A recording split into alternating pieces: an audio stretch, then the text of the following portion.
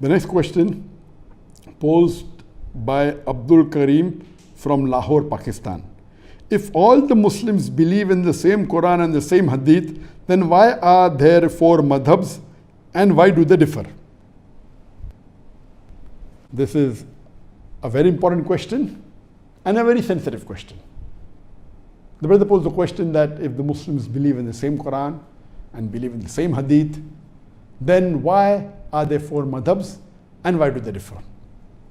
I do agree that as far as the Ahl Sunnah wal Jamaat is concerned, major chunk of the Muslims, all of us believe in the same Quran, we believe in the same Hadith, we believe after the Quran is the Bukhari, the most important, then Sahih Muslim is there, then you follow the Kutub al-Sitta, that Abu Dawud, Tirmidhi, then Ibn Majah, Sunan Nasa'i. These 4 are the main collection of the Kutub al-Sitta, and there is unanimous agreement between this, the Quran, and the Kutub al-Sitta. Number 1 after the Quran is Bukhari, then Muslim, and then the other 4 books of Hadith.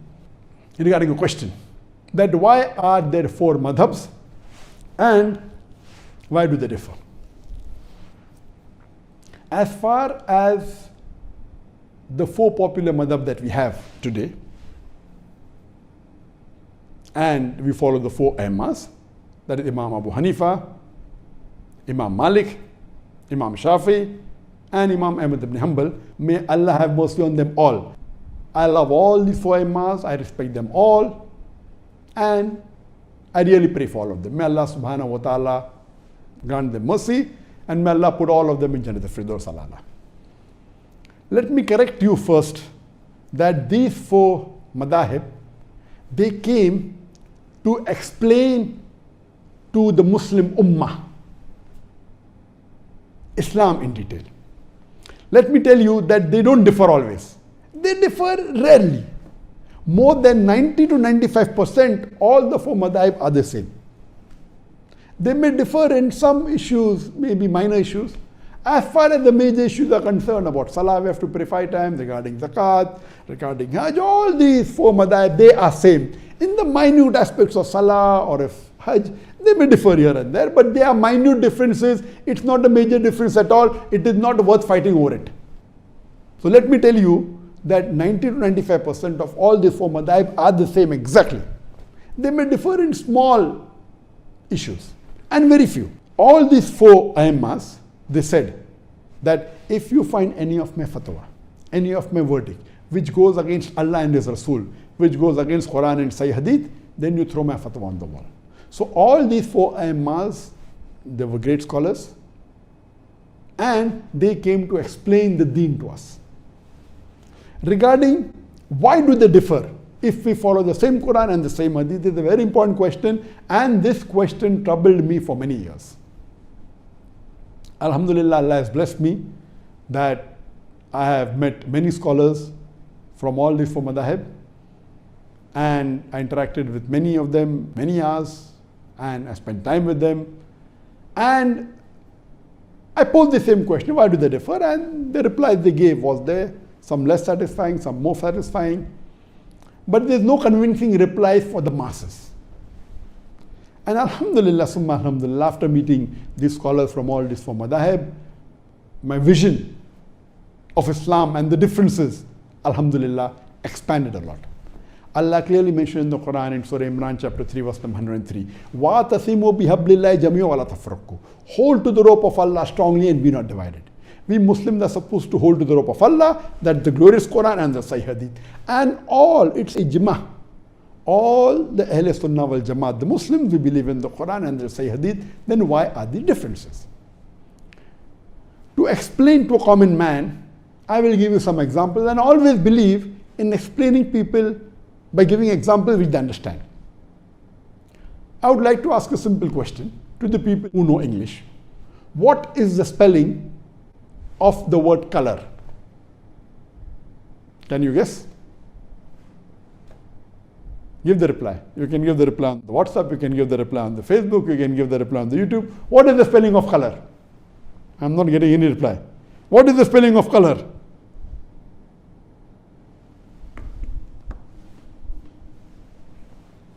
What is the spelling of color? Some may say the spelling of color is C-O-L-O-U-R.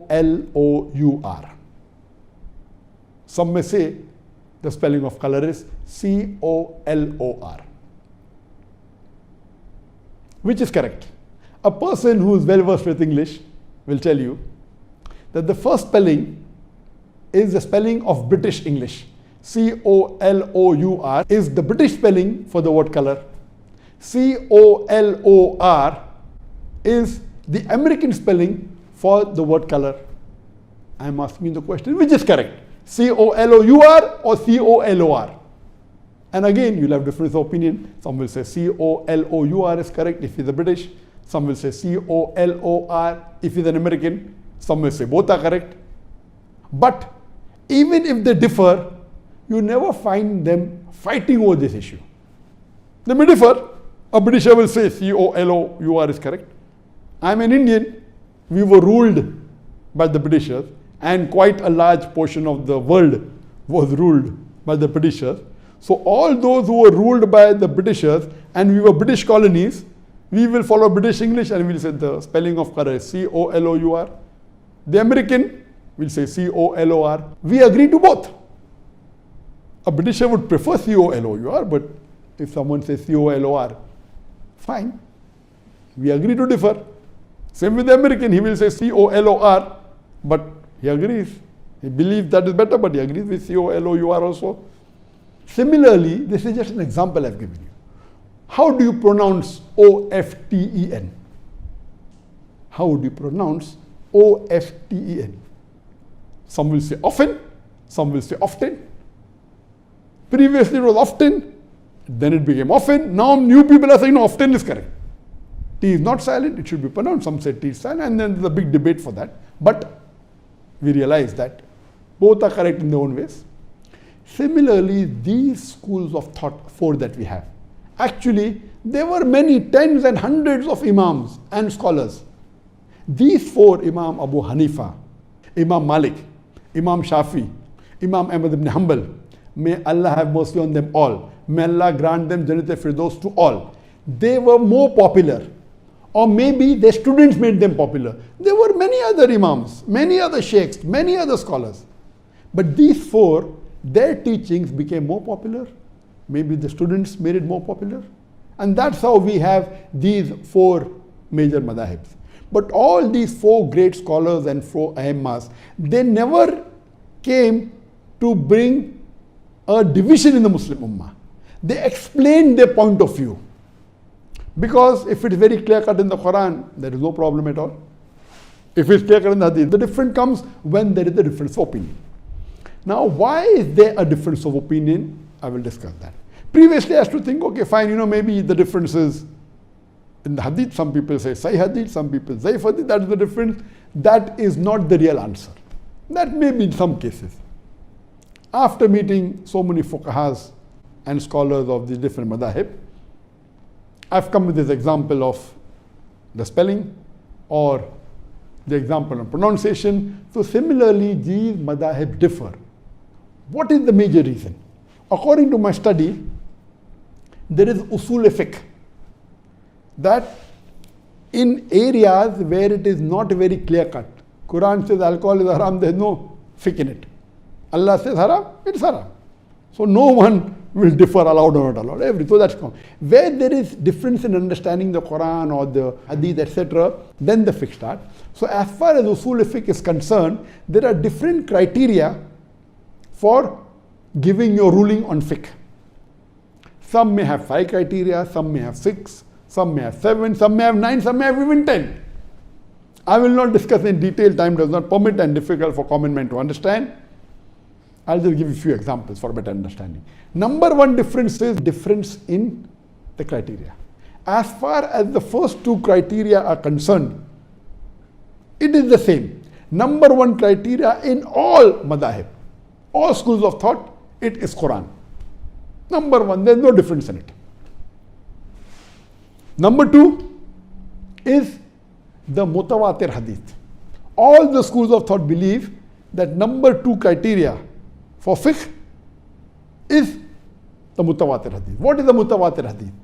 There are various different classifications of hadith. One of the classifications is depending upon the narrators, the chain of narrators. Mutawatir hadith means a hadith in which there are various chains of narrators in every generation. That means that hadith has been narrated by many sahabas who heard the Prophet say that.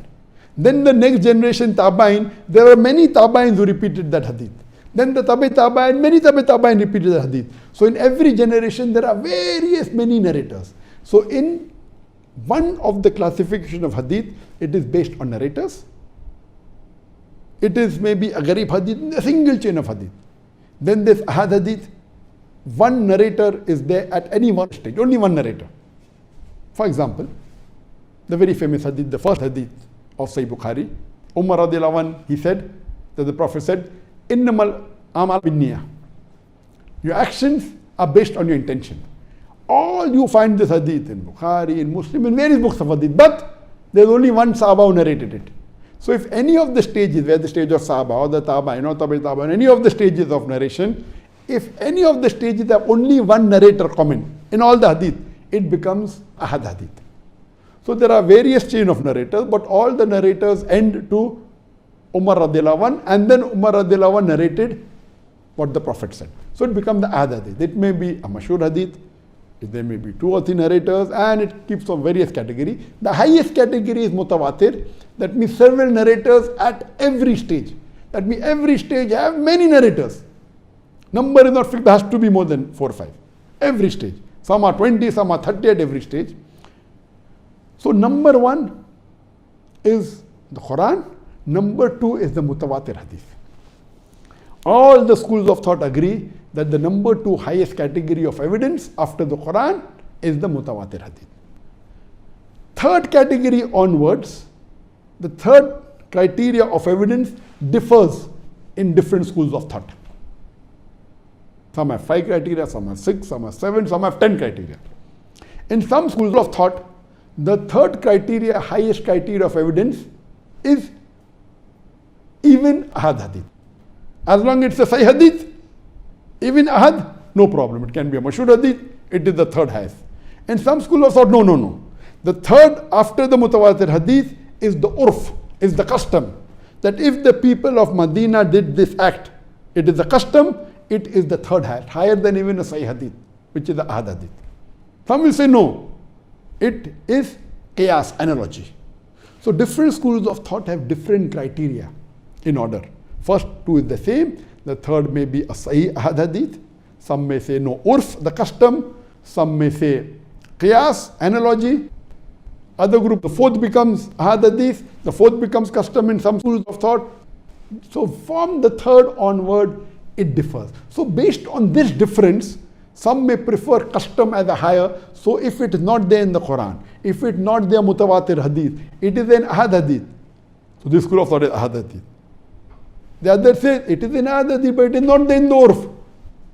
So I will not believe, I will give urf more importance, custom more importance. So the differences arise in what you give more importance to. Do you give importance more to urf, the custom? Do you give more importance to qiyas, analogy? Or do you give more importance to ahad hadith? From third level, it keeps on differing in different schools of thought. So because of that, what you give more importance to differs. That's how the ruling differs. But all these rulings are minor. What we have to understand, that we have to respect the ruling of all the 4 schools of thought. Because all the 4 schools of thought are based on Quran, they are based on hadith, but the level of importance may differ. Some schools of thought say, they may have a criteria.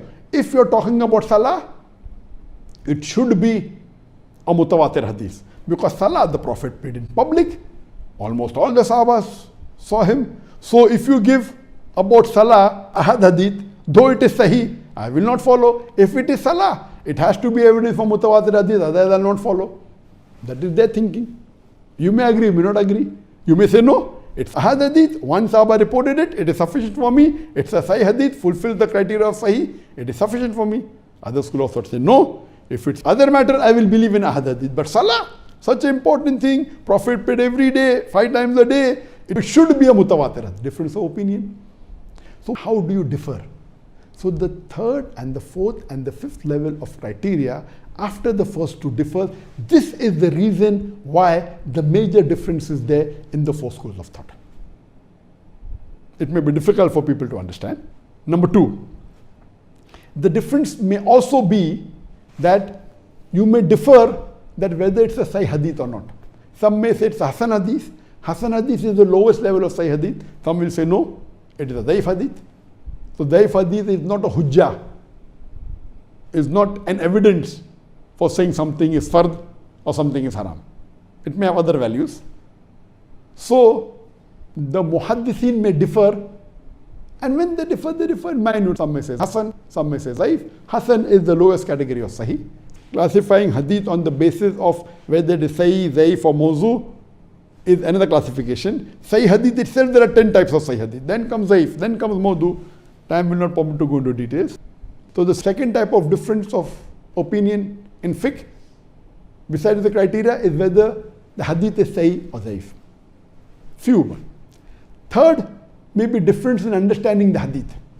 For example, the hadith of the Prophet ﷺ, that after ruku, the Prophet stood and he kept his hands where they were. So some schools of thought, I'm not mentioning the names purposely, some schools of thought say the Prophet kept his hand on his chest. Before he went to ruku, the hands were on the chest. So after ruku, when they get up, they keep the hand on the chest. The other Aimma say no. Before starting the salah, where were the hands? The hands were at the side. So when they get up from ruku, they keep the hands on the sides. So here you understand that the difference is because understanding the hadith. All of them agree that the hadith is sahih, but one fuqaha agrees this hadith refers to where were the hands before going to ruku. The other fuqahas agree that it was before starting salah. So difference in interpreting the hadith. So one is because of criteria, which is the major difference. Number two is that difference in whether it's a sahih or zaif. Number three, in understanding the hadith. Similarly, there can be a difference in understanding the Quranic verse also. For example, the verse of the Quran says that when a woman touches, your wudu breaks. So one fuqaha agrees that physical touch breaks the wudu. The Arabic word is masa, coming from the word lamasa. Lamasa has got two meanings in Arabic. One means a sexual touch, one means a physical touch. So one fuqaha takes it as a physical touch and says physical touch breaks the wudu.